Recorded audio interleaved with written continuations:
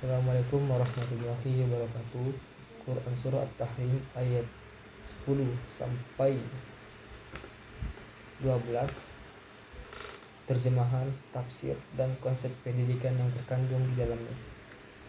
Bismillahirrahmanirrahim. Daraballahu mathalan ladzina kafaru wa atanuhi wa imra'atu Lut kanat tahta abadaini min ibadina salihaini fakhanatahuma falam yughniya anhuma minallahi syai'an wa qila dakhulal nar ma'ad dakhilin. Artinya, Allah membuat perempuan bagi orang-orang yang kufur, yaitu istri Nuh dan istri Lut. Keduanya berada di bawah tanggung jawab dua orang hamba yang soleh di antara hamba-hamba kami, lalu keduanya berkhianat kepada suami-suaminya. Mereka kedua suami itu tidak dapat membantunya sedikit pun dari siksaan Allah.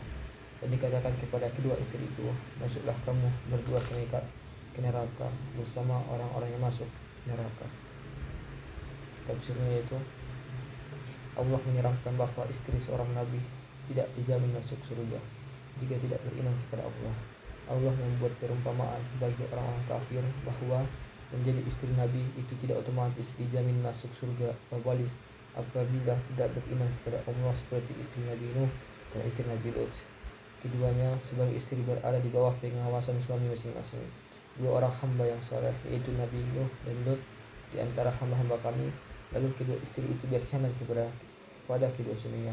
Istri Nabi Nuh menuduh suaminya gila dan istri Nabi Lut memberitahukan kehadiran para tamu ganteng kepada orang banyak yang homoseks. Tetapi kedua suaminya itu tidak dapat membantu mereka sedikit pun untuk menyelamatkan dari siksaan Allah karena kekufuran mereka.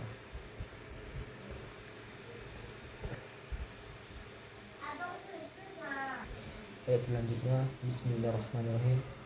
Wa daraballahu mathalan lil ladzina amanu ra'ata fir'aun idza qalat rabbi ibni li 'indaka baitan fil jannati wa najjini min fir'auna wa 'amalihi wa najjini minal qaumiz zalimin. Artinya, Allah juga membuat perumpamaan bagi orang-orang yang beriman, yaitu istri Fir'aun ketika dia berkata, "Ya Tuhanku, bangunkanlah untukku di sisimu sebuah rumah dalam surga. Selamatkanlah aku dari Fir'aun dan perbuatannya, serta selamatkanlah aku dari kaum yang zalim." Tafsirnya yaitu, begitu juga sebab kaya istri yang beriman tidak bisa juga menyelamatkan suaminya yang kafir dari azab Allah.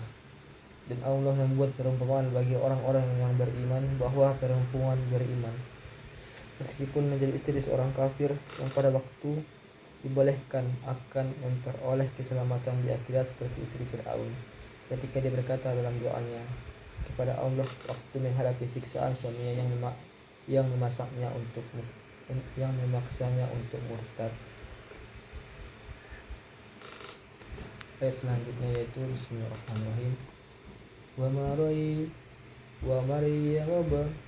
Maryam banata Imran allati ahsanat farajaha fanafakhna fihi min ruhina wa saddaqat bikalimati rabbiha wa kutubihi wa kanat minal qanitin. Artinya, demikianlah pula Maryam putri Imran yang memelihara kehormatannya. Lalu kami meniupkan ke dalam rahimnya sebagian dari roh ciptaan kami, dan yang membenarkan kalimat-kalimat Tuhannya dan kitab-kitabnya, serta yang termasuk orang-orang taat.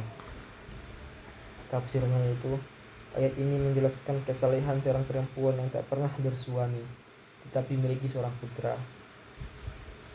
Dan Maryam putri Imran yang memelihara kehormatannya, lalu Allah memberikan penghargaan, penghormatan, dan kemuliaan kepadanya.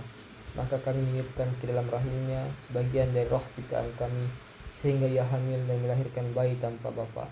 Dan dia, Maryam putri Imran, membenarkan kalimat-kalimat Tuhannya yang menjelaskan kekuasaan Allah yang tak terbatas dan kitab-kitabnya, yaitu Taurat dan Zabur, dan dia termasuk orang-orang yang taat kepada Allah dengan rukuk dan sujud dan menjaga kehormatan dirinya.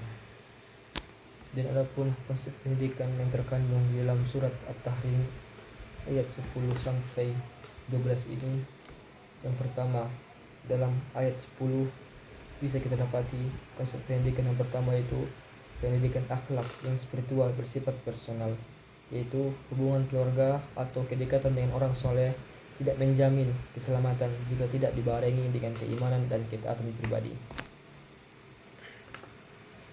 Dan pun di ayat 11 konsep pendidikan yang bisa kita dapati yaitu pendidikan iman dan ketauhidan, yaitu dapat tumbuh di tengah tekanan jika seorang memiliki tekad dan hubungan yang kuat dengan Allah.